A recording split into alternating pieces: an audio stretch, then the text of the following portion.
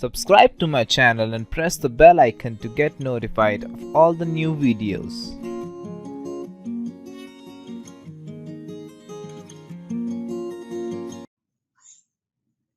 Hello my dear students and viewers, welcome to the class of physics by Babulkar sir in my YouTube channel Babulkar's Physics Tutorials. Today we are starting a new class here and the first unit that we are going to take that is electrostatics.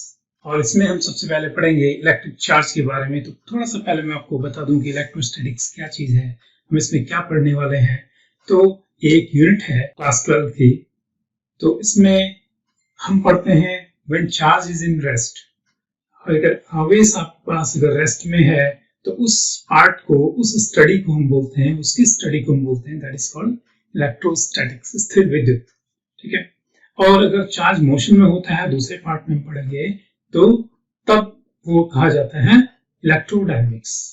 तो इस electrostatics में हम पढ़ने वाले हैं electric charge के बारे में, इलेक्ट्रिक फील्ड के बारे में और कैपेसिटर्स के बारे में, गॉस थ्योरम पढ़ेंगे और इसके अलावा इलेक्ट्रिक पोटेंशियल और ये सब बातें, तमाम बातें पढ़ेंगे। तो हम पहला लेसन लेके चल रहे हैं। सबसे पहले वो है electric field and electric charge के बारे में, और उसमें हम सबसे पहला टॉपिक पढ़ेंगे इलेक्ट्रिक चार्ज। ये बहुत ही एलिमेंट्री बात है। इलेक्ट्रिक चार्ज आपने पहले भी पढ़ा हुआ है विद्युत आवेश के बारे में कि ये क्या होता है, कैसे किसी जो बॉडी होती है वो चार्ज हो जाती है, यानी कि इलेक्ट्रिफाइड हो जाती है। आपने सुना होगा, पढ़ा होगा, बहुत छोटी क्लासेस से आप पढ़ते आए हैं कि जो इलेक्ट्रिक चार्ज होता है वो कैसे किसी बॉडी के अंदर आता है। जनरली आपने देखा होगा, ये एक्सपेरिमेंट आपने हर बच्चे ने किया होता है कि वो सूखे बालों पे अगर आप कॉम्ब अपनी करते हैं, यानी कि कंघी रगड़ते हैं, तो उस रगड़ी हुई कंघी को अगर आप क्या करते हैं कि छोटे छोटे पीसेस आपके पास अगर बिट्स ऑफ पेपर्स हैं, ठीक है, छोटे छोटे पीसेस हैं पेपर्स के, तो उनके ऊपर अगर आप थोड़ा सा ऊपर रखते हैं तो वो बिट्स ऑफ पेपर उस पर अट्रैक्ट होने लगते हैं। तो कैसे होता है ये सब? तो हम कहते हैं कि वो जो कॉम्ब है वो चार्ज हो गई है, इलेक्ट्रिफाइड हो गई है, यानी कि आवेशित हो गई है, ये विद्युत में हो गई है। तो कैसे ये चार्ज आता है वो हम बाद में इसको डील करेंगे कि किस तरह से इसमें चार्ज आता है, लेकिन आता है, ये बेसिक बात है, दिस इज द फैक्ट। तो कुछ ऐसे ही एक्सपेरिमेंट्स किए गए वे बैक इन 600 BC, बहुत पुरानी बात है, तब से हम ये इस तरह के एक्सपेरिमेंट किए गए थे कि एक कांच की छड़ को अगर हमने रेशम से रगड़ दिया तो कांच की जो छड़ होती है, ग्लास रॉड होती है, वो रेशम यानी कि सिल्क के क्लॉथ से रगड़ने के बाद में वो भी इलेक्ट्रिफाइड हो जाती है, और उसको हम कहते हैं कि उसमें चार्ज आया है, पॉजिटिव चार्ज आया है। कैसा है? पॉजिटिव चार्ज, एक तरह का चार्ज है। और दूसरा, अगर हम एक इबोनाइट होता है एक पदार्थ, इबोनाइट की रॉड यानी कि आबनूस की छड़ को अगर आप एक कैट स्किन या बिल्ली की खाल से रगड़ें तो वो भी चार्ज हो जाती है, इलेक्ट्रिफाइड हो जाती है, और उसमें भी कुछ इस तरह का आकर्षण का यानी कि अट्रैक्शन पावर आ जाती है। तो इस तरह से वस्तुओं को रगड़ करके, आपस में रगड़ करके किन्हीं दो वस्तुओं को उनमें इलेक्ट्रिफिकेशन कर देना, यानी कि उनको इलेक्ट्रिफाइड हो जाना, उसमें आवेश आ जाना, इसको हम कहते हैं कि वो वस्तु कहती है कैसे होती है, वो इलेक्ट्रिफाइड हो गई है और उसमें चार्ज आ जाता है, आवेश आ जाता है। अब आवेश के लिए कौन उत्तरदायी है, कैसे ये चार्ज आता है, चार्ज कितनी तरह के होते हैं, ये सब आपको पढ़ा है, लेकिन हम थोड़ा सा इसको ब्रीफ कर देते हैं यहाँ पर, क्योंकि हम अभी यहाँ बेस पढ़ने जा रहे हैं। हमारा फिजिक्स का बेस है, फंडामेंटल है इसमें। तो ये फंडामेंटल से हम स्टार्ट करते हैं। हमारे पास एक छोटा सा एक्सपेरिमेंट है, भी मैंने आपको बताया कि जो ग्लास रॉड होती है, ग्लास रॉड को अगर आप रेशम से यानी कि सिल्क के क्लॉथ से रगड़ते हैं और रगड़ करके उस ग्लास रॉड को अगर मैं यहाँ पर ऐसे हैंग कर देता हूँ, एक धागे से बांध करके लटका देता हूँ, तो ये चार्ज रॉड है, ग्लास रॉड है, ये ग्लास की रॉड है, अगर तो ये कहते हैं इसमें चार्ज आ जाता है पॉजिटिव। एक दूसरी एक रॉड लेते हैं, इबोनाइट की रॉड, और ये इबोनाइट की रॉड को हमने ऐसे ही यहाँ पर इसको भी ऐसे हैंग किया हुआ है, और इसको हमने क्या किया, एक कैट स्किन से रगड़ करके इसको हैंग किया, ये नेगेटिवली चार्ज हो जाती है। तो डिफरेंट तरह के चार्ज आ जाते हैं, कैसे नेगेटिव होती है, कैसे पॉजिटिव होती है। तो इसको देखते हैं कि अगर हम एक दूसरी रॉड लेके आते हैं, इबोनाइट रॉड को लेके आते हैं, तो इबोनाइट रॉड को अगर मैं यहाँ पर रखता हूँ इसके पास में, ये इबोनाइट रॉड को, वो भी चार्ज है, इबोनाइट रॉड भी चार्ज है, इससे हमने इसको कैट स्किन से रगड़ करके चार्ज किया। तो कैसा, यहाँ पर इसके पास में लेके आते हैं तो देखते हैं कि इसमें चार्ज इस तरह का है, तो इन दोनों के बीच में क्या होता है, इन दोनों के बीच में अट्रैक्शन होता है, एक दूसरे को अट्रैक्ट करते हैं, एक दूसरे के पास आने की कोशिश करते हैं, लेकिन इनमें फोर्सेस लग जाते हैं। कैसे फोर्सेस लग जाते हैं, ये इसको अट्रैक्ट करेगा इधर को और ये वाला इसको अट्रैक्ट करेगा इधर को, यानी कि फोर्सेस इस तरह से डेवलप हो जाते हैं। यानी कि हम कहेंगे कि दो ये जो चार्ज है, ये रॉड्स है, ये वाली इबोनाइट रॉड है और ये भी इबोनाइट रॉड मैंने कही थी आपको, यानी कि आगनूस की छड़ है, ठीक है। तो इस तरह से इनमें क्या होता है, ये दोनों एक दूसरे को आकर्षित करते हैं। और इसके विपरीत अगर हम यहाँ पर इबोनाइट रॉड को लेकर के आते हैं, तो ये इबोनाइट रॉड अगर ऐसे लेके आते हैं इसके बगल में, ये भी चार्ज है, यानी कि भी कैटलिस्ट से हमने रब की हुई है, तो हम देखते हैं क्या है, इसका उल्टा होता है, यानी कि यहाँ पर फोर्स जो होता है वो ये वाला इस पर फोर्स इधर को लगाते हैं, ये वाला फोर्स इसको, ये रॉड को इधर को लगाता है, यानी कि क्या कर रही है, एक दूसरे को रिपेल कर रहे हैं। एक तीसरी रॉड माना कि हम यहाँ पर रख देते हैं, कैसी, ये फिर ग्लास रॉड रख देते हैं एक बार, ये हमने रब की है सिल्क क्लॉथ से, तो इस पर चार्ज आ गया पॉजिटिव, और इसके बगल में अगर आप दूसरी एक रॉड लेके आते हैं, वो कौन सी, वो भी glass rod, charge glass rod, यानी कि सेम टाइप का चार्ज होगा, तो वो यहाँ पर लेके आते हैं, तो क्या होता है, ये भी एक दूसरे को रिपेल करते हैं, इस तरह से रिपेल करते हैं, यानी कि प्रतिकर्षित करते हैं, ठीक है। तो सीधा सा मतलब हुआ कि दो तरह की रॉड्स हमारे पास, एक इबोनाइट की है, ये ग्लास की है, ठीक है। तो दो तरह की रॉड्स को हमने दो डिफरेंट चीजों से रगड़ा, किससे, ग्लास रॉड को हमने रगड़ा था सिल्क क्लॉथ से, ठीक है, तो इसमें एक तरह का चार्ज आया। दूसरा हमने इबोनाइट रॉड को रगड़ा किससे, कैटस्किन से, उसमें एक तरह का चार्ज आया। हम देखते क्या है कि यहाँ पर तो इनमें क्या होता है, अट्रैक्शन होता है, क्योंकि ये ग्लास रॉड है, ये इबोनाइट रॉड है, तो इसमें अट्रैक्शन हुआ। तो लेकिन अगर यहाँ इबोनाइट की रॉड है तो इनमें रिपल्सन होता है, ग्लास रॉड है तो रिपल्सन होता है। तो सीधा सा मतलब है कि यहाँ रिपल्सन हुआ, यहाँ रिपल्सन हुआ और यहाँ अट्रैक्शन हुआ। तो इस बात से हम ये निष्कर्ष निकालते हैं कि जो चार्जेस होते हैं वो दो टाइप के होते हैं। एक तो वो चार्ज है जो इबोनाइट रॉड पर आता है जब हम इबोनाइट रॉड को कैटस्किन से रब करते हैं, और एक चार्ज वो होता है जो ग्लास रॉड को किससे, सिल्क से रब करके जो ग्लास रॉड पे आता है, ठीक है। दूसरा वाला जो चार्ज है यानी कि ग्लास रॉड पे जो चार्ज आता है उसको हम बोलते हैं पॉजिटिव चार्ज, और ये जो इबोनाइट रॉड पे जो कैटस्किन से रब करने पर आता है उसको हम बोलते हैं नेगेटिव चार्ज, ठीक है।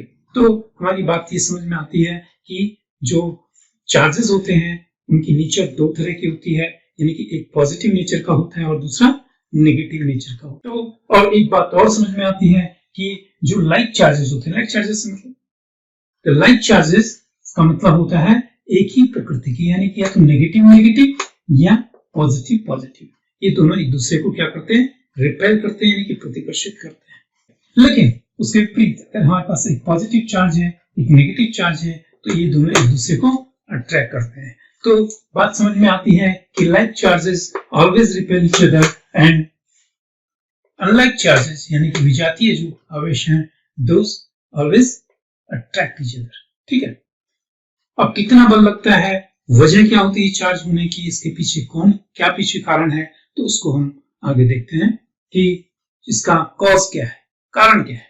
So what is the cause of charging a body by rubbing by friction. प्रत्येक पदार्थ आप जानते हैं कि छोटे छोटे कणों से मिलकर के बना होता है, पार्टिकल से मिलकर के बना होता है। उन सबसे छोटा जो पार्टिकल है उसको हम बोलते हैं क्या, परमाणु या एटम। और एटम का स्ट्रक्चर भी आप जानते होंगे।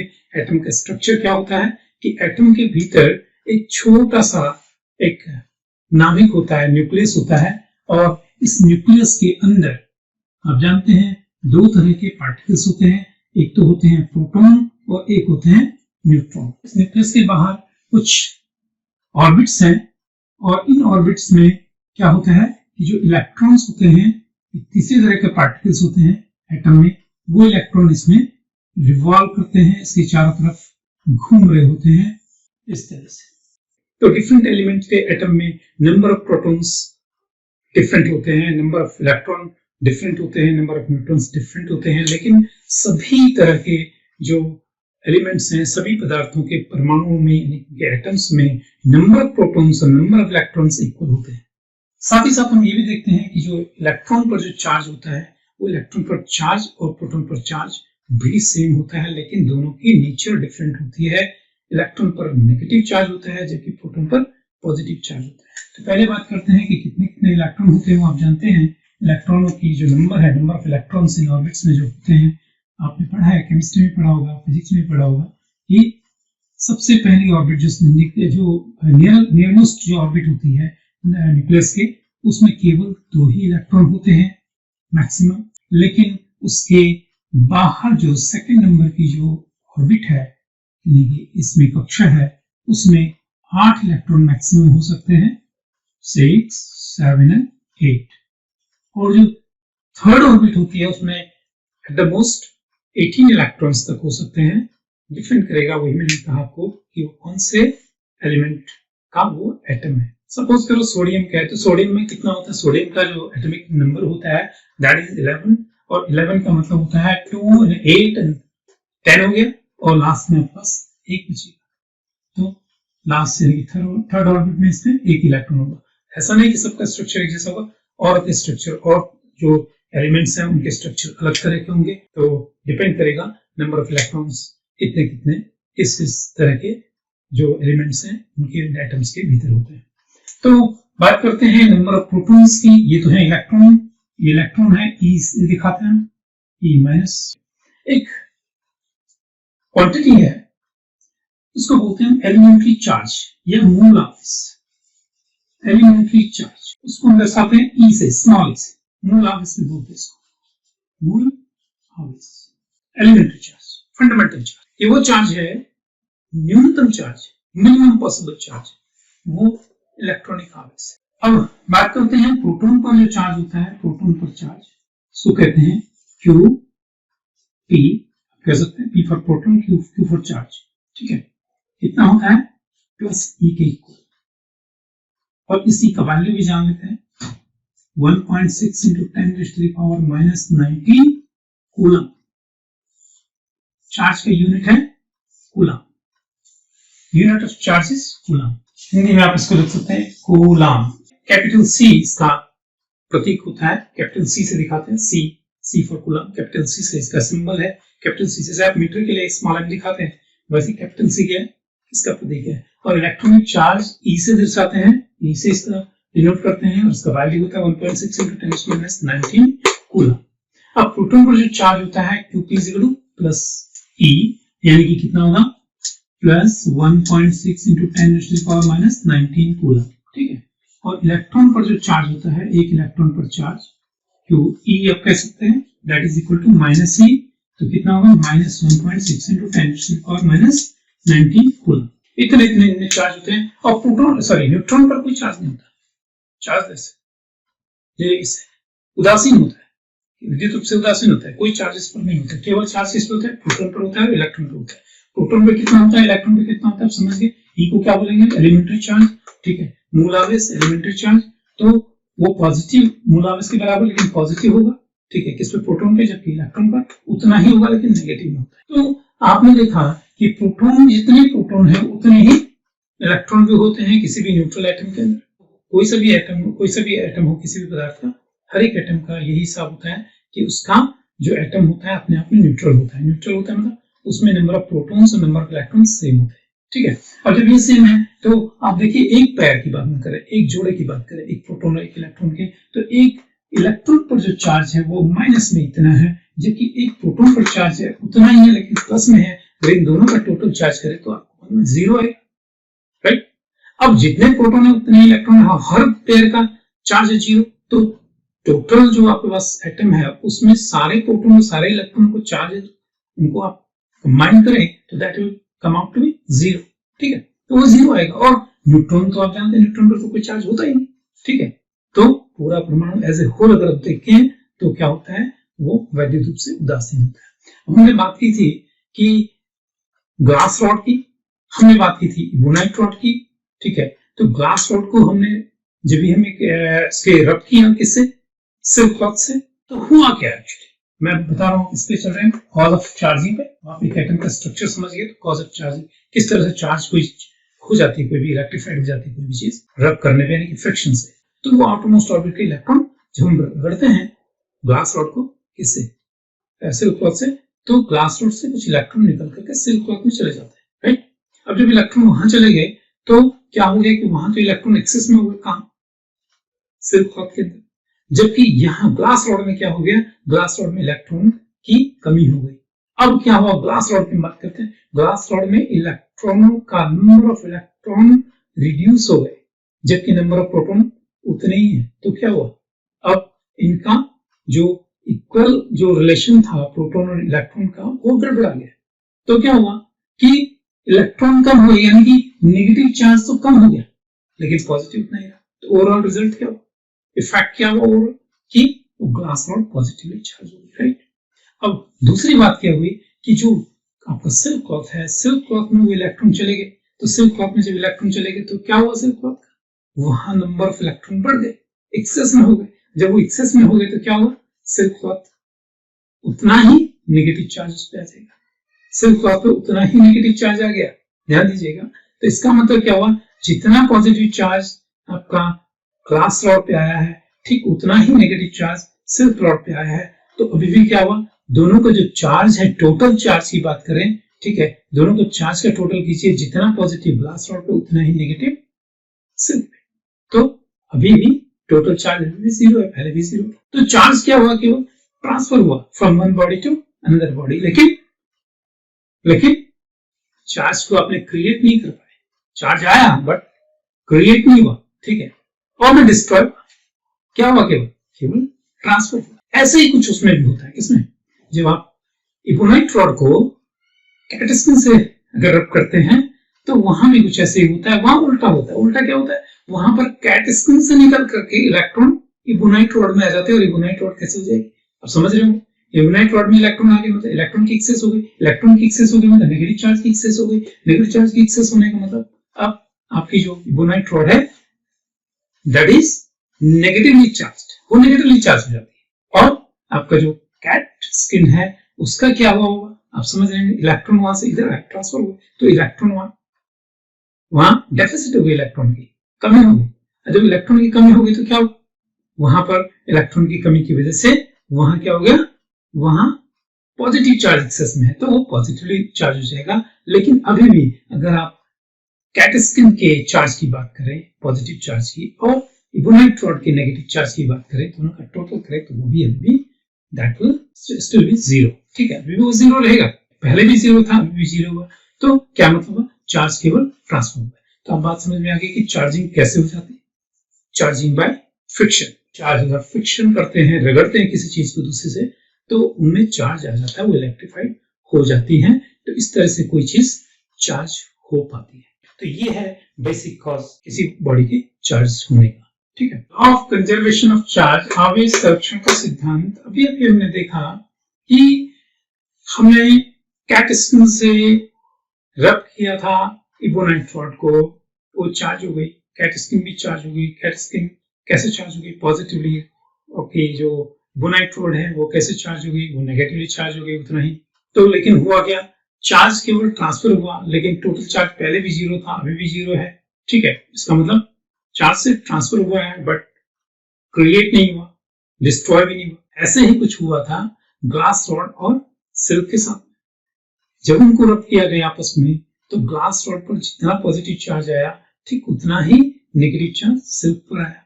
तो टोटल चार्ज अगर दोनों का देखें एज ए होल सिस्टम का तो वो जीरो है, रब करने से पहले भी जीरो था। इसका मतलब चार्ज न तो क्रिएट हुआ न डिस्ट्रॉय हुआ। तो यही रूल है, ये सिद्धांत है law of conservation of charge, कि charge can neither be created nor be destroyed. आवेश को न तो नष्ट किया जा सकता है न उत्पन्न किया जा सकता है। Charge can neither be created nor be destroyed but only it can be transferred from one body to another body. तो आवेश को एक बॉडी से दूसरी बॉडी में स्थानांतरित तो कर सकते हैं लेकिन उसको न तो उत्पन्न किया जा सकता है न ही नष्ट किया जा सकता है। इस नियम को आप बोलते हैं क्या, law of conservation of charge या आवेश संरक्षण का सिद्धांत। एक और बात देखते हैं हम, और वो है, तो आवेश के बारे में एक और फैक्ट हम जानते हैं। वो फैक्ट ये है कि atomicity of quantization of electric charge, यानी कि आवेश की परमाणुकता या क्वांटीकरण का सिद्धांत। क्या है ये सिद्धांत, क्या कहता है ये सिद्धांत? तो इस सिद्धांत के अनुसार ये है कि आवेश किसी भी बॉडी में अगर आता है, माना कि इसको मैं अगर चार्ज करना चाहूं, तो इस पर जो चार्ज आएगा वो एक निश्चित अमाउंट का, एक न्यूनतम राशि का, न्यूनतम चार्ज का कैसा आएगा? पूर्ण गुणज आएगा। एक न्यूनतम राशि का पूर्ण गुणज होगा, यानी कि मूल आवेश। तो न्यूनतम राशि कौन है? मूल आवेश, जो भी हमने देखा था स्मॉल ई, यानी कि मूल आवेश, या आप कह सकते हैं इसको एलिमेंट्री चार्ज। तो एलिमेंट्री चार्ज का पूर्ण गुणज के बराबर किसी भी वस्तु पर आवेश आता है, ठीक है, वो या तो 1 ई के बराबर आएगा, या 2 ई के बराबर आएगा, या 3 ई, या 4 ई, या 5 ई एंड सो ऑन। तो इस तरह से चार्ज आता है उसमें, क्योंकि चार्ज का जो ट्रांसफर होता है उसके लिए रिस्पॉन्सिबल कौन होते हैं? आपने देखा, उसके लिए रिस्पॉन्सिबल है केवल और केवल इलेक्ट्रॉन।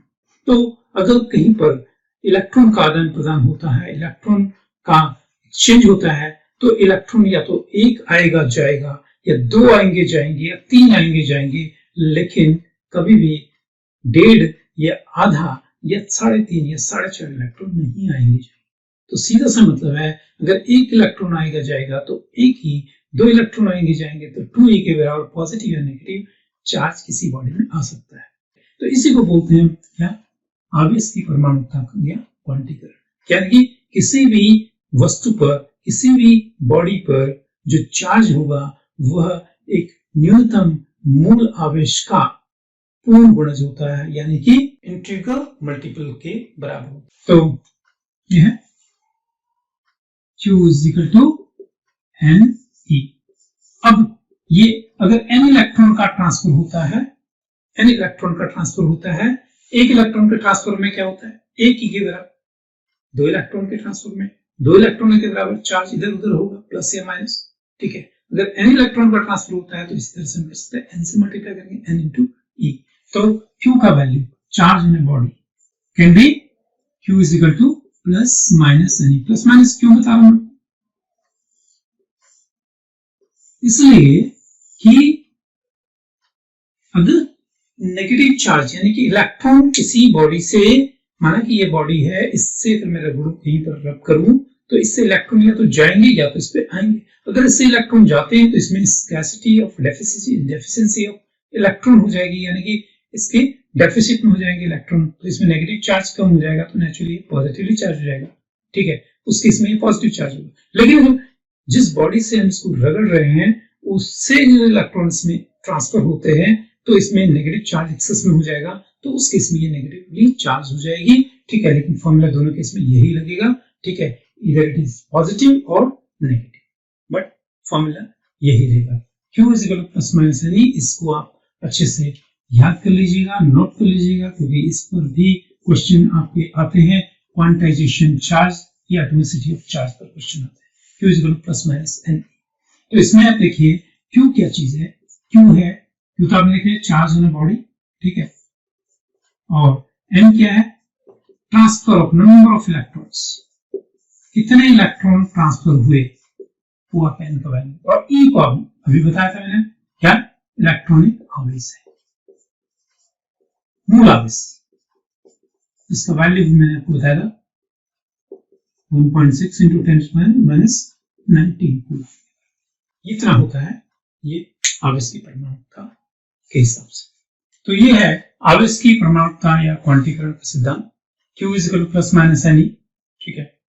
और इसके जो स्टेटमेंट आप देंगे, तो स्टेटमेंट क्या बोलेंगे हम कि किसी भी बॉडी पर, किसी भी वस्तु पर जो आवेश होता है वो किसी एक जो मूल आवेश होता है, इलेक्ट्रॉनिक चार्ज होता है, उसका पूर्ण गुणज होता है। तो charge on a body is always an integral multiple of an elementary charge, that is what E, small e।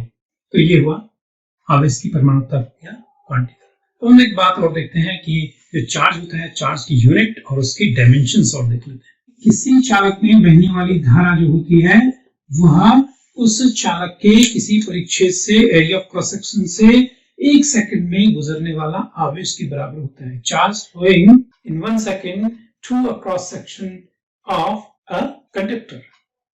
Conductor के एक क्रॉस सेक्शन से गुजरने वाला आवेश 1 सेकंड में, ठीक है, उसको बोलते हैं विद्युत धारा। ये फॉर्मूला, ये परिभाषा हम जानते हैं विद्युत धारा की। तो इस परिभाषा से ये बनता है कि Q is equal to I into T. I into T, ठीक है। तो ये क्या है, अगर T सेकंड में मान लीजिए आपके पास एक कंडक्टर है, T सेकंड में इस कंडक्टर के इस क्रॉस सेक्शन से अगर मान लीजिए Q कूलम का चार्ज फ्लो करता है, तो इस पर जो फ्लो होने वाली करंट होगी वो कितनी होगी? T सेकंड में Q कूलम, तो 1 सेकंड में कितना? तो आप सीधे इसके टाइम से डिवाइड कर देंगे, यानी कि Q अपॉन T की इक्वल 1 सेकंड में प्रवाहित धारा, प्रवाहित आवेश, उसे कौन बोलते हैं? विद्युत धारा, इलेक्ट्रिक करंट, ठीक है। तो इस फॉर्मूले से ये बनता है हमारे पास Q equal to I into T, और इसी फॉर्मूले से हम इसका यूनिट भी निकालते हैं और इसका दूसरा डायमेंशन भी निकालते हैं। तो इस फॉर्मूले को लेके चलते हैं। देखिए, यूनिट ऑफ चार्ज, तो Q is equal to I T. अगर मान लीजिए 1 एम्पीयर की करंट कितनी हो? 1 एम्पीयर की, I is equal to suppose 1 ampere, और टाइम कितने टाइम में फ्लो हो? माना कि 1 सेकंड में फ्लो। तो उस 1 सेकंड के दौरान क्या होगा? उस कंडक्टर से फ्लो होने वाला जो चार्ज होगा, इलेक्ट्रिक चार्ज होगा, वो इस फॉर्मूले के हिसाब से कितना आना चाहिए? 1 इंटू 1, I का वैल्यू 1 एम्पीयर, T भी 1 सेकंड, तो कितना होगा? Q is equal to 1 ampere into 1 second, तो कितना बनेगा? 1 एम्पीयर सेकंड, ठीक है। और इसी को हम बोलते हैं 1 कूलम, C फॉर कूलम। तो एक कूलम की आप डेफिनेशन दे सकते हैं कि एक कूलम जो होता है कितना होता है? एक कूलम वह चार्ज है जो किसी कंडक्टर में फ्लो होता है 1 सेकंड में, जिसमें करंट कितनी फ्लो हो रही हो? 1 एम्पीयर की। यानी कि किसी कंडक्टर में अगर 1 एम्पीयर की करंट फ्लो हो रही हो, तो उस कंडक्टर के एक एरिया ऑफ क्रॉस सेक्शन से जो फ्लो होने वाला चार्ज होगा in 1 second, that will be equal to 1 coulomb. तो ये 1 कूलम की आप डेफिनेशन इस तरह से दे सकते हैं, ठीक है। तो इसका डायमेंशन देख लेते हैं, डायमेंशन ऑफ चार्ज।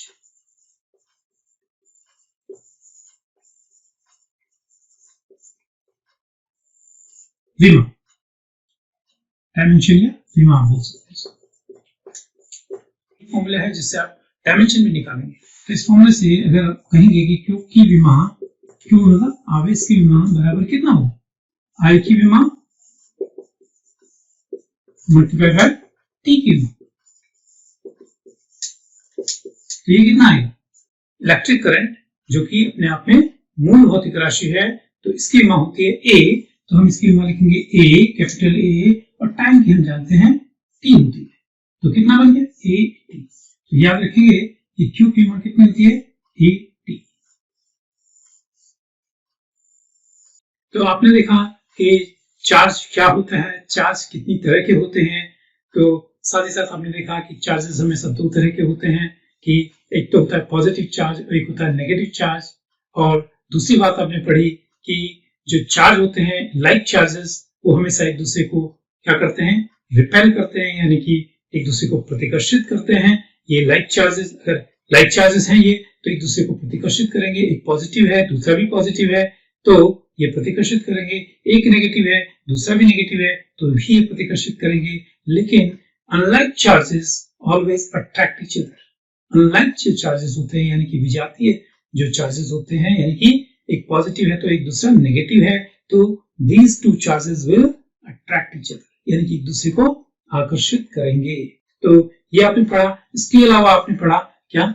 आवेश जो होता है, it can neither be created nor be destroyed, यानी कि आवेश को न तो उत्पन्न कर सकते हैं और न ही इसको नष्ट कर सकते हैं। और इस लॉ को आप बोलते हैं law of conservation of charge, यानी कि आवेश का संरक्षण का सिद्धांत, ठीक है। एक बात और आपने पढ़ी कि परमाणुता का सिद्धांत, आवेश का परमाणुता या क्वांटाइजेशन ऑफ चार्ज, उसमें आपने पढ़ा कि जो चार्ज होता है किसी भी बॉडी पर चार्ज, वो हमेशा एक मूल आवेश का, एक एलिमेंट्री चार्ज का, न्यूनतम आवेश का, ठीक है, जिसको हम ई से दर्शाते हैं, उसका हमेशा क्या होता है?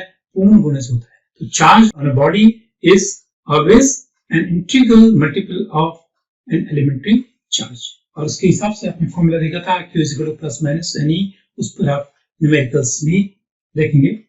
ठीक है, तो ये है इलेक्ट्रिक चार्ज के बारे में सारी बात। एक हम न्यूमेरिकल देख लेते हैं। एक बॉडी है, उस पर चार्ज है 4.8 इंटू 10⁻⁻⁹ कूलम और ये चार्ज है पॉजिटिव। अब क्वेश्चन ये है कि आपको कैलकुलेट करना है कि इस पर, इस वाली बॉडी पर जिस पर इतना चार्ज है, इस पर कितने इलेक्ट्रॉन की अधिकता या कमी होगी। तो इसके लिए आपको सबसे पहले क्या देखना पड़ेगा? सबसे पहले तो आपको देखना है कि पॉजिटिव है कि नेगेटिव है। आप पॉजिटिव चार्ज है इस पर, तो आप समझ गए होंगे कि क्या होगा, इसमें इलेक्ट्रॉन की कमी होगी, नेचुरली कमी होगी। नेगेटिव होता तो इलेक्ट्रॉन की अधिकता होती। ठीक है, अब कितने इलेक्ट्रॉन की कमी है तो उसके लिए आप फॉर्मूला वो लगाएंगे जो आपने किसमें, क्वांटाइजेशन ऑफ चार्ज में पढ़ा था। Q is equal to plus minus N आपने पढ़ा था, लेकिन आप खाली एन ही लगाइए क्योंकि ये तो पता है आपको कि प्लस है, मतलब इसमें इसके नेचर आपको पता है कि क्या है, पॉजिटिव चार्ज है, तो नेचुरली इलेक्ट्रॉन की कमी होगी। कितने इलेक्ट्रॉन की कमी होगी? तो एन इलेक्ट्रॉन की कमी होगी। एन को कैलकुलेट करना है। आपको Q का वैल्यू दे रखा है, आप बस E का वैल्यू आपको पता होता है, तो आपको उस फॉर्मूले को N is equal to Q upon E करेंगे और इसको फाइंड आउट कर लेंगे। ठीक है, तो कितना आएगा आप समझ सकते हैं, 4.8 इंटू 10⁻⁻⁹ कूलम और यहाँ आप E का वैल्यू लिखेंगे 1.6 इंटू 10⁻⁻19 कूलम, ये आपने पढ़ा। ठीक है, कूलम कूलम कट जाएगा, खाली नंबर रहेगा, इसका कोई यूनिट नहीं होगा, डायमेंशनलेस होगा।